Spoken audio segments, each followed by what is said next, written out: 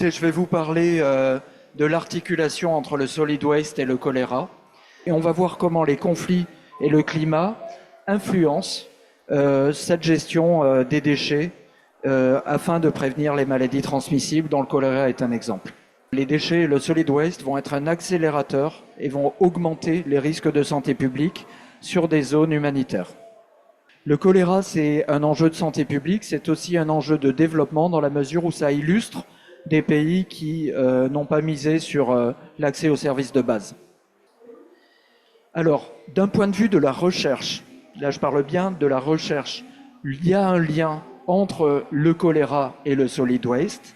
Quand vous avez un solid waste qui est mal géré, vous allez contribuer en fait à la recontamination de l'eau, en particulier dans les aires où vous avez de la open defecation, de la défécation à l'air libre, et en fait, vous allez avoir de la présence d'excréments dans le solid waste. Donc le solid waste va être un vecteur pour transmettre la maladie.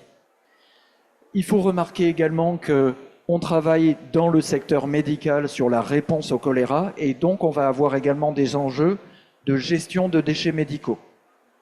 On a vu ici le lien classique, j'allais dire, du choléra, la transmission classique du choléra. Vous voyez ici l'importance de la gestion du solid waste. Elle touche à la fois la partie fields, floor et les vecteurs. Les conflits vont évidemment augmenter les débris et donc vont contribuer à la partie vectorielle et à la partie solid waste. Et le changement climatique va avoir un impact sur les fluides.